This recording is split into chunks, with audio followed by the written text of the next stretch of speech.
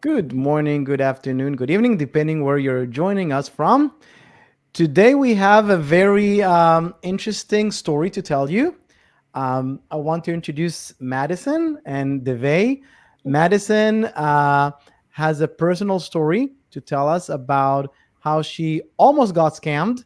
And it went far enough, I think, for us to sort of share the story and learn from that.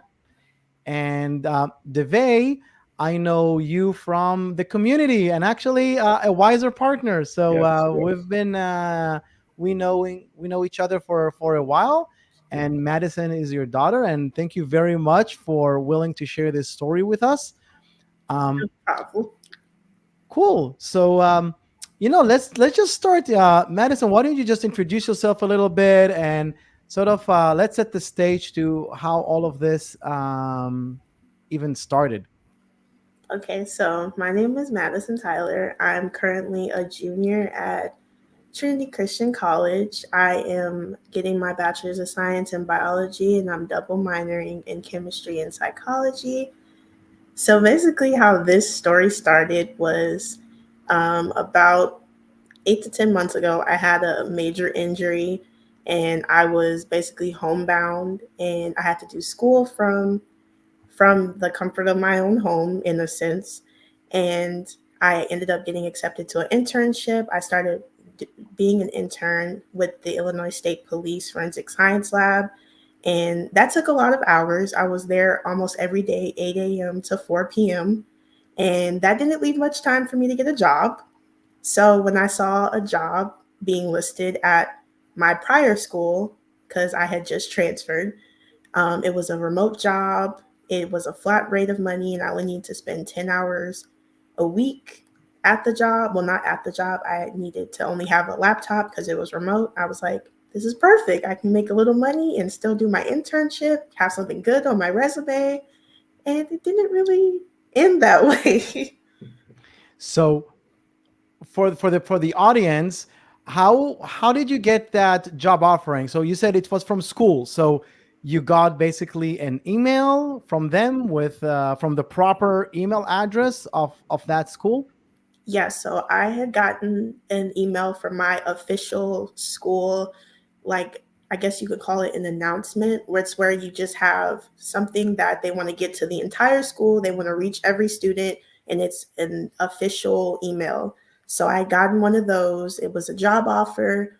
I had seen it twice before, and I didn't think much of it because I thought someone had already taken the job. And then third time's a charm, it was still up there. So I just decided to apply. Because it gave you sort of best of both worlds, right? You can do your internship, Yeah. and that will look great on your resume. And then here is a job that doesn't require too much, but pays good enough, and you don't have to even step out of your home, right, for to do this job. Yeah, so I could do my internship, take my two summer classes, and then on the weekends put a couple hours in and get a couple $100 a week. That means that might not mean a lot to some people, but I'm a college student, so Yeah, that's a lot of money to me. yeah, and it came from your school, so Yeah. you didn't question it, right? Coming from No. your school. Okay, so then what happened? So I had seen the job application. I clicked the link and it took me to a Google form. It asked me some basic information that my school already had, like my first and last name, my phone number, my email address, my house address. And then it asked, do you have access to Wi Fi? Do you have access to a laptop? I said yes to everything, filled out that little information, submitted the form, and then probably like 4 or 5 hours later, I had gotten an email saying, you got the job. And I was like, that's amazing. This is so easy. So you clicked on the link, you fill up the form, and 5 hours later you're getting the email. And I remember when we previously spoke about, there was like a professor from that school or something like that. So to so that was signed on the email, was it? If I understood Yes. So, correctly. so basically, how it was interpreted for me was my school put out a listing for either a faculty for basically a faculty member who needed extra help, like managing his schedule and like booking small appointments and things. And so, if you had gotten the job offer, the faculty member would email you directly. Gotcha. So that makes it even more trustworthy, right? Because but you don't know all the teachers, all the professors at your school, so you just assumed, okay, it's coming from the school. You're going to be helping one of the professors. All of that is making sense. It's not like a random job. It's something that the school would probably post about. Yeah, that, and also my school didn't regularly update like faculty members, schedules, days off, things like that. So even if I would have probably looked it up, I couldn't be for certain that this wasn't a new faculty member or they had to update the website in a couple years. So I just kind of trusted the fact that it came from my official school email and that it would be a good job. So before we continue with this timeline, I want to go half a year back. And I remember you told me that, and you didn't, put those two things together, but the school was hacked, Yeah. So right? So talk to us about that. So about like 8 or 10 months before this had happened, my school had gotten hacked and we couldn't access our emails, our assignments. We couldn't talk to our communicate with our teachers because the cell phones were down. So we were basically just kind of in the dark for about a month and a half. And so our school decided to update our emails because that's where they said we got hacked from. So they gave us a newer version of Outlook. They put new parameters on it. They gave us two-step verification and they gave us a unique code that we had to log in with every time so they could ensure it was us. So they had told us, hey, we did all this stuff. We're good. The hackers are no longer a thing and you guys are safe. And we continued regular after that. So So that even increased your trust, right? So you're logging into that new secure platform that they gave you, right? And yeah, that's where you get that email. That's where you click on the link, you fill up the form, the information aligns with the information the school already has, anyways. So everything sort of makes sense. And it was a blast. So, like, they wouldn't blast it to everyone if it wasn't like legit. yeah. So that's what kind of reassured me. But also, the job had been out there for 3 to 4 weeks before I had applied. And even though a lot of people didn't prefer school jobs where I went to school, somebody could have probably applied already. And I probably would have been like, if this is a bad job or a scam or whatever, we would have heard about it by now because at least someone would have complained about it or we would have gotten a notification saying, hey, don't open this email, don't engage with this person, don't engage with this platform. So I was like, it's been out there for a month. No one's complained about it. It seems pretty straightforward. You guys already have this information about me. So let's just apply and see what happens. Okay, so now we're moving back to when you clicked on the link, you got this form with all type of questions. What type of questions were you asked to answer? So they had asked for my first and last name. They had asked for my email, my personal email address, my phone number. They had asked if I had access to Wi-Fi or and if I had access to blanking. If I had had access to a laptop, and then also could I give 10 hours a week to assist the person who needed the help. Okay, and you were comfortable with answering all of those questions? I felt comfortable with it. Okay, so you answered the questions, and then you got the accepted, right? Hmm. And then what? So I had gotten the acceptance email, and it was like, "Congratulations, thank you so much for helping me out. I really need the help." You would get a flat rate of, I think it was like $250 a week, put in 10 hours a week, and then it said, "Can you answer these couple questions?" And the questions were attached with the initial email. Got So it. some of the questions were just, "Do you have direct deposit? Can you cash a check? Do you have good like financial like skills? Are you trustworthy?" Like just simple questions that you wouldn't think much about until we get a step further, which we're not on yet. Okay, so you answered those questions as well, Yes. I and then answered some of the questions, and then other questions were a little more personal. not personal, but a little more invasive. So I just kind of asked, like, why does this align with the job opportunity? Or I don't feel comfortable giving this information. So I answered what I thought was comfortable for me. And then anything else, I told them either I'm not comfortable answering it or why do you need this information? But you still went ahead with it, right? Yeah, I did. And when we spoke last time, you said that from your perspective, if I remember correctly, you said, look, people make mistakes. Maybe they copy paste it. Maybe they asked one thing. And so you wanted the job, you filled the information. You said, okay, the things that I don't feel comfortable, I won't fill in and I'll just send it as is. And you send it as is. And then what happens? So after that, I had gotten a text message. And Okay. the text message basically was saying same thing. Hey, I'm so and so. Thank you again for helping me. I just want to move straight into your first assignment or your first task for this job. That's So like immediately, right? That's like you you got accepted, you answered the mm, questions, and you're getting your first assignment. So you're like on the job in a matter of minutes yeah, after getting accepted. yeah, I would say probably about 30 to 45 minutes after I got the email, I kind of answered a couple questions and then I got a text message with some more information. Did that surprise you that you get a text message versus an email, or you didn't care?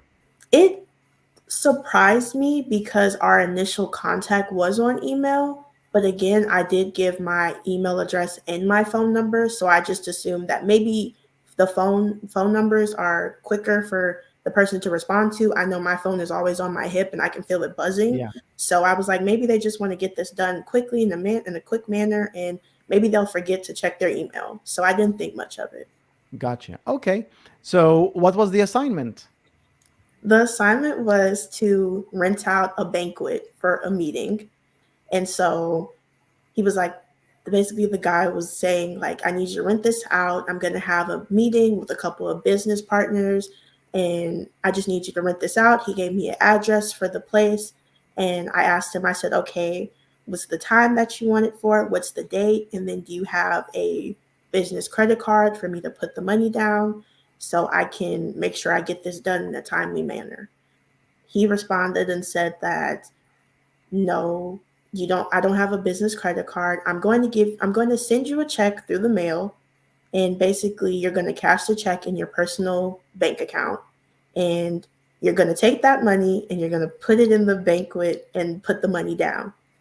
And so that's when I was like, no, I've never in my life had to go and put something in my personal bank account for any job I've ever had, and then have to go take the money out in cash and go and rent out a banquet for someone. But that was definitely like a big red flag. Like this stuff before, I was like, someone can mix up direct deposit or check. Like it happens. If you're thinking about financials, it's a common mistake. I can see how if someone does a double check, like that's fine.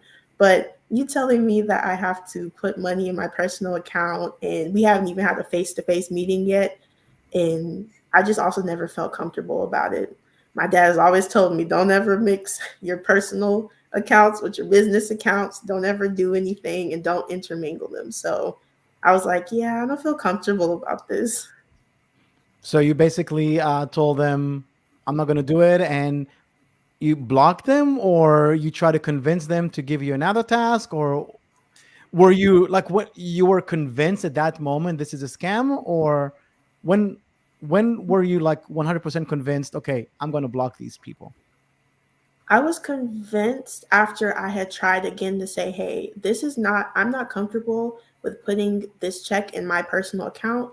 I said, you can give me a credit card to use and I can put it down like that, or you have to let me know because this isn't going to work. So I told them that and they said, we need to be able to know that we can trust you with money.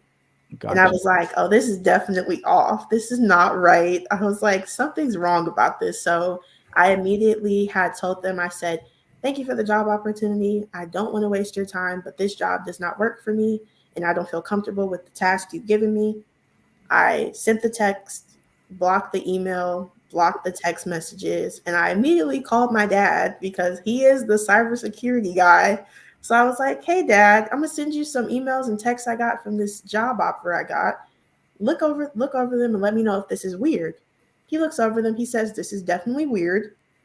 And he's like, "Your school got hacked like 8 to 10 months ago." And I'm like, "But Dad, they said everything was secure. I have triple like identity factor check on my email. Like they said it was all good." He was like, "No, like you can't trust that." So I was lucky to get out when I did, because I'm sure if I had went a little bit further, I would have had more serious issues to deal with, especially because like hackers, scammers, they can access your email, they can hack your email, they can access your bank accounts, your bank information.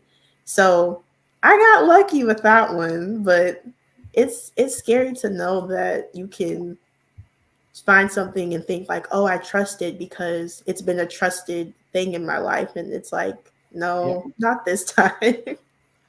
That's what we say. There's no 100% security. And unfortunately, some people feel that this is the case.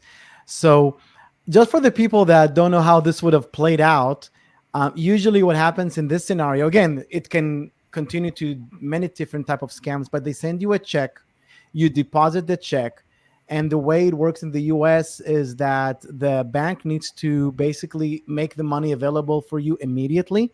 So they haven't received, they haven't actually deposited it. They're going to send it to the bank that basically issued the check. That can take 2 weeks even. So, but meanwhile, they need to make this money available for you. So you're actually seeing the money in your bank. You're going to probably use your credit card because that's what they ask you to do. And that credit card is one way of paying. And the money in your bank you think will cover that payment. But what will happen actually is 2, 3 weeks, down the road, the check will bounce, the money will be deducted from your account, they will take that money out of your account, and you're left with paying the credit card. So this is sort of how this scam plays out. But like you said, um, it could have gone many paths, like an identity theft. They could have asked you for more information in order to pay you. They could have they could have fished you in other ways. It can go on and on. So this can become a nightmare for anyone, regardless to how much money they have in the bank. So like a lot of people think, oh, if you don't have a lot of money in the bank, you don't need to worry because who's going to hack you, right? Um, this is not the case. This is why I like this story so much. I like I don't like the actual incident, but I think this is a story that is something that a lot of people need to hear because it can really happen to anyone. Your dad is in cybersecurity. Hmm. You intern for the police, so you are aware. I think all of those really helped at the end for you to avoid it, but you really wanted that, from both worlds, to have that internship and to have some a job that you can actually perform and doesn't take too much of your time. So everything sort of worked out and you took it step by step and you took little risks, smaller risk at a time until it got to a point where you sort of said, okay, this is not for me. Unfortunately, a lot of people fall for this because it came from the school. Everything sort of checked. You did your risk assessment. You checked things. It's coming from the school. They were hacked before. They said that it's better now. I had my multi-factor authentication on. Like everything sort of checked. And it's a professor from the school. So, anyways, do you think the school did anything about this? I don't personally. And I just want to clarify that this is my old school, not my current school. So I hope people Okay. don't go like to my current school, like, you guys let people get hacked. No, this is my Okay. past school. I had went to a 2 year school before transferring to my Okay. current school. So I don't think they did anything about it. I think that they had just kind of swept it under the rug. And then also, somebody at my school said that they had paid off the hackers, so the hackers would leave them alone. But no one could actually like verify that. So I'm thinking that maybe they just said, "Hey, we'll give you this amount of money. Stop hacking us." And then even a week or two ago, because on one of my other devices, it's still logged into my old Brightspace or like Pulse where assignments are for my old school. And it said, like, just the other day, "Watch out for this scam email. Don't click this scam email." So it's still unfortunately happening. So I don't think that they didn't put any effort into trying to secure not only the faculty but the students, and that's a scary part because someone else could have gone through the same thing I went through, or someone could probably not be as lucky. Let's just say they have their tuition money in their bank account, they clear a check that's not there. Now what are you going to do for your next 2-3 months of school? You're out of education. So it's unfortunate, but I don't think that they put any effort into trying to secure anything like cyber related at the school. Yeah, unfortunately, this happens too often. So, Devay, uh, Yes. your daughter did an amazing job in telling the story. Medicine, thank you very much. As a dad, any thoughts about about this story in general, and when you heard about it, how did you feel about it? So mixed emotions, obviously, Gabby. Proud that my daughter recognized it, but very upset that my daughter was victimized like that. And that's one thing we don't. We spend a lot of time, effort, and attention to protect, our children and those that we love.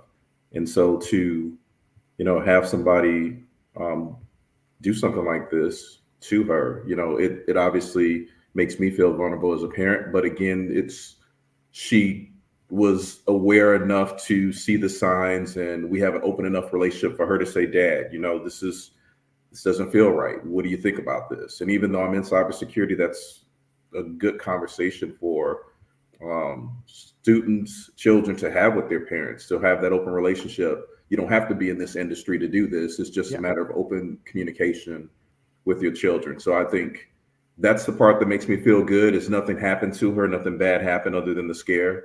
Um, Proud that she was able to pick up this stuff. Very proud of her on that one. And then very happy about our relationship that she was open enough to say, "Hey, Dad, this doesn't look right." So I think this is key what you just said. I think for any parent, doesn't matter the kid's age, um, the ability for the kid to feel comfortable to talk to their parents about different things like this is key, because sometimes if they make mistakes and they're afraid to sort of talk to their parents about it, or just have a feedback or second thought about should I continue with this, usually leads to like the wrong choices.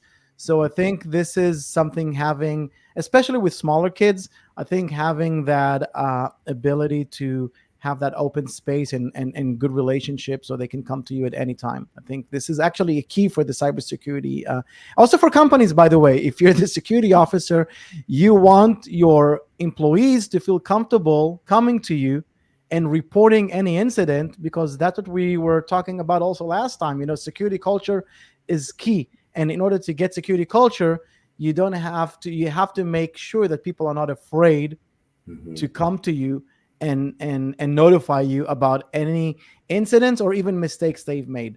So I think this just is a good tip, regardless if it's for personal or work related incidents like this.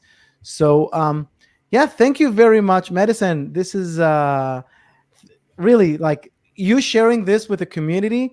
You're doing such a great thing, because I'm sure there's a lot of people out there that it's still happening, and listening to you and sort of the thought process. And I want them to hear this and sort of hold back, because they feel that this is relatable, like, okay, this is sort of what I'm going through as well. Let's stop it here and not fall for this scam. So yeah, that's it. Thank you very much. And Thank you. until next time, take care. Gabby, thank Bye you. bye. All right.